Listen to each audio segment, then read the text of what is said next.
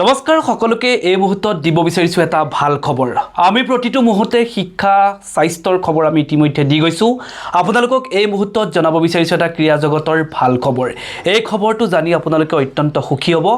আমি আপোনালোকক জনাব বিচাৰিছোঁ দফলাগড় চাহ বাগিচাৰ অঞ্চলৰ কেকুৰিজান পঞ্চায়তৰ অন্তৰ্গত শ্ৰৱণ কুমাৰ খাউন নামৰ এজন যুৱকে এবাৰ বৰাক ভেলী এটা টিমত বৰাক লিজেণ্ডছ নামৰ এটা টিমত বৰ্তমান তেওঁ খেলিবলৈ সুযোগ পাইছে আৰু তেওঁৰ দফলাগড় অঞ্চলৰ যি ঘৰ তেওঁৰ মাতৃভূমি তেওঁৰ আমি বাসকীয়ত এই মুহূৰ্তত উপস্থিত আমি যেহেতু মাক দেউতাক উৎফুল্লিত হৈছে তেওঁৰ যেহেতু এবাৰ এই টিমত সুযোগ পোৱাৰ বাবে তেওঁ মাক দেউতাকৰ আশা যেন তেওঁলোকে বৰাক লিজেণ্ডছে নহয় তেওঁ ভাৰতীয় টিমতো তেওঁ স্থান পাবৰ বাবে মাক দেউতাকে আশা কৰিছে। আমি এই মুহূৰ্তত পোনপটীয়াকৈ এইসকল বিষয়ৰ বাবে তেওঁলোকৰ কাষলৈ যাব বিচাৰিছোঁ।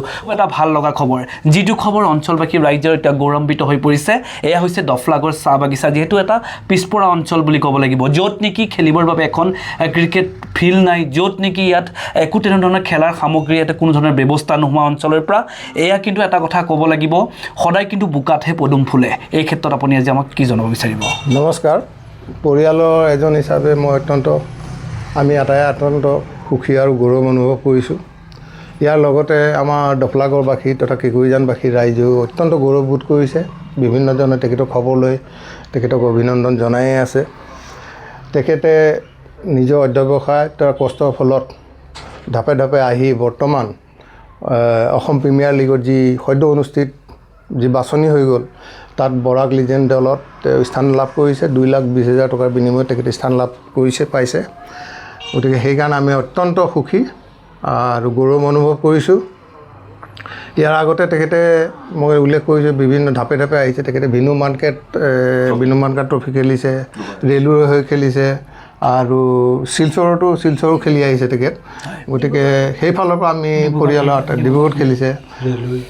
তেখেতৰ একাগ্ৰতা অধ্যৱসায় তথা কষ্টৰ বিনিময়তে এইখিনি হৈছে বুলি আমি ভাবোঁ আৰু তেখেতৰ ভৱিষ্যত আমি উজ্জ্বল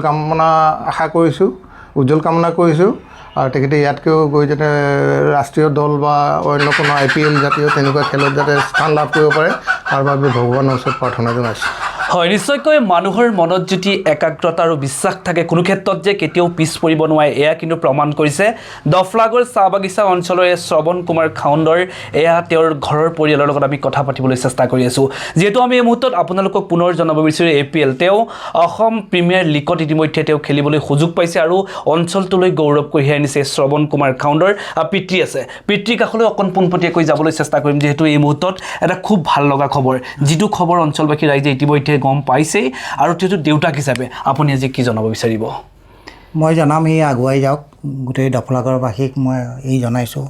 তাৰপিছত বিশেষকৈ ডক্টৰ কল্দুল ভূঞাক মই এই অভিনন্দন জনাইছোঁ, ধন্যবাদ জনাইছোঁ। তাৰপিছত যোগেশ ভূমিজ বুলি ল'ৰাটো তাৰ কোচাৰ, তাক ধন্যবাদ জনাইছোঁ আৰু তাহাঁতৰ কাৰণে ইমান আগবাঢ়ি গ'ল। তাৰপিছত সি গোটেই ইণ্ডিয়াৰ চব জেগাত ঘূৰিলে, চব জেগাত খেলিছে। তাৰপিছত অসমতো কোনো জেগা বাকী নাই, চব জেগাত খেলিছে। সেইকাৰণে মই অলপ গৌৰৱ অনুভৱ কৰিছোঁ।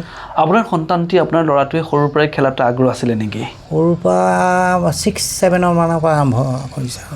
যিহেতু আপোনালোকৰ দফলাগড় চাহ বাগিচা এই অঞ্চলতো কোনো খেলৰ কাৰণে কোনো ব্যৱস্থাপনা নাছিলে যদিও কেনেকৈ ইমান আগ্ৰহী হৈ গ'ল?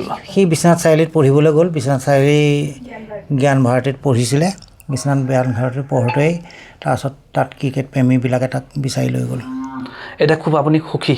বিৰাট সুখী। প্ৰথমতে আপুনি ভাবিছিলেনে আপোনাৰ সন্তানে এনেকৈ আজি APLৰ নিচিনা এটা আপোনাৰ অসম প্ৰিমিয়াৰ লীগৰ নিচিনা এটা ভাল স্থানত গৈ খেলিবলৈ সুযোগ পাব বুলি আশা কৰিছিলেনে? আশা কৰা নাছিলোঁ।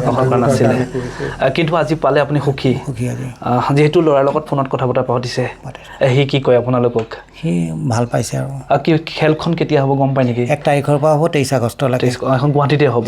গুৱাহাটী বৰ্ষাপাৰাতে হ'ব। হয়। তাৰপিছত TV 2টা চেনেলত দিব, এটা হ'ল ষ্টাৰ স্পৰ্টছ আৰু এটা কোনোবা চেনেল, হয়তো মোৰ নাম নাজানো।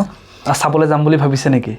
ওচৰৰ মানুহে লগ লৈছে, ওচৰৰ বাগানৰ ষ্টাফ এজনে কৈছে বোলে 2জন যাম ওলাব, চাই আহিম ডাইৰেক্ট খেলা।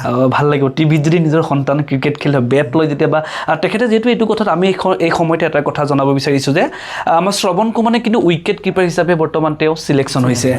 যিহেতু উইকেট কিপাৰটো বৰ এটা ৰিক্সি বুলি ক'ব লাগিব, তেওঁ কিন্তু ভাল এটা সুযোগ পাইছে নহয়? তাৰপিছত অপেনাৰ হয়, অপেনাৰ মানে উইকেট কিপাৰ লগতে ভাল অপেনাৰ, ভাল বেটছমেনো হয়। যি কি নহওক আপোনাকো আমি ধন্যবাদ জ্ঞাপন কৰিছোঁ। এই মুহূৰ্তত আৰু এজন তেওঁৰ খুৰাক আছে, আপোনাৰ কাষলৈ যাব বিচাৰিছোঁ, অকণমান আগবাঢ়ি আহক। এই মুহূৰ্তত এটা খুব ভাল লগা খবৰ নহয়নে? খুৰাক হিচাপে নিশ্চয় গৌৰৱান্বিত হৈছে। আপোনালোকৰ অঞ্চলৰ যিহেতু এই দফলাগড় চাহ বাগিচাৰ বহুকৈ পিছপৰা বুলিয়ে ক'ব লাগিব। প্ৰায় ঘাঁহিঙাৰ চেণ্টাৰ মেইন 15 নং ৰাষ্ট্ৰীয় ঘাইপথৰ পৰা প্ৰায় 15 কিলোমিটাৰ টু 10 কিলোমিটাৰ 15 কিলোমিটাৰলৈ আহিবলগীয়া হয়। কিন্তু অঞ্চলবাসী ৰাইজে কিন্তু আমি কিন্তু এই খবৰবিলাক গম পোৱাৰ লগে লগে আমি মানুহৰ ঘৰত উপস্থিত হওঁহি। কি ক'ব, আজি আমি অহাৰ কাৰণে আপোনালোকৰ কেনেকুৱা লাগিছে? নিশ্চয় ভাল লাগিছে, আৰু এনেকুৱা ধৰণৰ নিউজবিলাক ওলাই গ'লে আমাৰ এই অঞ্চলৰ পৰা বা ভিতৰুৱা অঞ্চলবিলাকৰ বহুত প্ৰতিভাবিলাক আৰু প্ৰকাশ পাব পাৰে। গতিকে আপোনালোকক ধন্যবাদ। আৰু ইয়াৰ লগতে মোৰ ভতিজা সদৃশ আমাৰ শ্ৰৱণৰ কথাও কওঁ। সি সৰুৰে পৰা তাৰ একাগ্ৰতাটো এনেকুৱা আছিলে, যেতিয়াই ঘৰলৈ আহে বা ক'ৰবাত বজাৰলৈও যায়, সেই হাতত যিকোনো মুহূৰ্তত বেটৰ ভাঁজটো বা বলিঙৰ ভাঁজটো এনি টাইম সি কৰিয়ে যায়। বজাৰ কৰিবলৈ গ'লেও হাতৰ পাকটো দি যাব, বা বেটিং কেনেকৈ কৰে, বেটখন কেনেকৈ লয়, সেইটো ভাঁজ দিয়েই যায়। আমি সদায় ভাবোঁ বা ইয়াৰটোতো একাগ্ৰতা কম নহয়। সেয়াই। আৰু এটা কথা আপোনাৰ পৰা আমি জানিব বিচাৰোঁ, যিসকল দৰ্শকে আজি আমাৰ অনুষ্ঠানটো উপভোগ কৰিছে, আমি এই মুহূৰ্তত আপোনাৰ পৰা জানিব বিচাৰিছোঁ, মানুহে পঢ়াই হওক, খেলাই হওক বা যিকোনো কামতেই যদি নিজৰ ধ্যান দিয়ে, সেই কামত যদি ছাকচেছ হ'ব পাৰিলে কিন্তু ভৱিষ্যতটো তাৰ পৰাও কিন্তু উজ্বলাই তুলিব পাৰে। কি কয়? নিশ্চয় নিশ্চয়। তাৰমানে এনেকুৱা ধৰণৰকৈ গৈও যে মানুহ মানে গঢ় ল'ব পাৰে, আৰু এটা মানে নিৰ্দিষ্ট ৰাস্তাত গৈ পেলাই এটা লক্ষ্যত উপনীত হ'ব পাৰে, এয়াই তাৰ প্ৰমাণ। যিহেতু BCCIৰ দেৱজিৎ শইকীয়াৰ যেতিয়াৰ পৰা আপোনাৰ তেওঁৰ প্ৰতিনিধিত্ব ল'লে, তেতিয়াৰ পৰা কিন্তু অসমৰ আমাৰ যুৱকবিলাকক উলিয়াই নিবৰ চেষ্টা কৰিছে। কি ক'ব বিচাৰিব? নিশ্চয় তেখেতক ধন্যবাদ। আৰু তেখেতৰ যিটো তেখেতৰ প্ৰচেষ্টাত আৰু অসমে ক্ৰিকেটত আৰু আগুৱাই যাব বুলি আমি আশা কৰিলোঁ। হয়, মুহূৰ্তত দফলাগড় চাহ বাগিচা অঞ্চলৰ যিগৰাকী শ্ৰৱণ কুমাৰ খাউণ্ডৰ আমি তেওঁৰ বাসগৃহৰ পৰা আমি তেওঁৰ মাক, দেউতাক, খুৰাক, তেওঁৰ পৰিয়ালৰ লগত কিছু মত বিনিময় কৰিবলৈ চেষ্টা কৰিছোঁ। খুব সুন্দৰভাৱে এতিয়া অঞ্চলবাসীৰ লগতে ঘৰৰ পৰিয়াল বৰ্তমান উৎফুল্লিত হৈ পৰিছে। আপোনাৰ কাষলৈ যাব বিচাৰিছোঁ। এই অঞ্চলৰ এজন যুৱক শ্ৰৱণ কুমাৰ খুব ভাল খেলুৱৈ কাৰণে তেওঁ আজি ভাল টিমত খেলিবৰ কাৰণে সুবিধা পাইছে। কি ক'ব বিচাৰিব? নহয়, ল'ৰাটোক মই সৰুৰ পৰা দেখিছোঁ, শ্ৰৱণ কুমাৰ খানক খুব সৰুৰ পৰা দেখিছোঁ। তেওঁ বহুত কষ্ট কৰে, আৰু পঢ়াটো বেয়া নাছিলে, পঢ়াটো ভাল আছিলে। আৰু যেতিয়া চাৰ্লিত গ'ল, চাৰ্লি যেতিয়া একাডেমিক জইন কৰিলে, বয়ে মোক এদিন দাদাই ক'লে যে ল'ৰাই মানে আছাম টিমত যেতিয়া আছাম ক্ৰিকেট লীগ বাহিৰত যিটো নিয়ে তাত যেতিয়া ছিলেকশ্যন হৈছে, তো মোৰ মনটো খুব ভাল লাগিছে। তেতিয়া মই দেখিছোঁ যেতিয়া ঘৰলৈ আহে ল'ৰা, সি মানে এনি টাইম খেলি থকাই দেখি পাওঁ মই তেখেতক। আৰু তেখেতে খুব কষ্ট কৰে, আৰু মই দেখিছোঁ কষ্ট কৰাটো।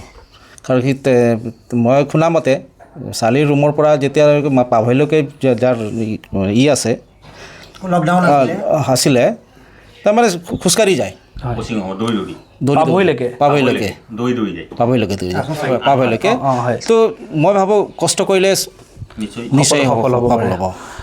হয়, নিশ্চয়কৈ আমি এই মুহূৰ্তত দফলাগড়ৰ অঞ্চলৰ যিগৰাকী আমি শ্ৰৱণ কুমাৰ খাউণ্ডৰ তেওঁৰ বাসগৃহলৈ আহিলোঁ, তেওঁলোকৰ মাক দেউতাকৰ লগত আমি কিছু মত বিনিময় কৰিবলৈ চেষ্টা কৰোঁ। যিহেতু মানুহৰ মনত যদি একাগ্ৰতা আৰু বিশ্বাস থাকে, কোনো ক্ষেত্ৰত যে হেঙাৰ হ'ব নালাগে বা পিছ পৰি ৰ'ব নালাগে, সেয়ে প্ৰমাণ কৰিলে।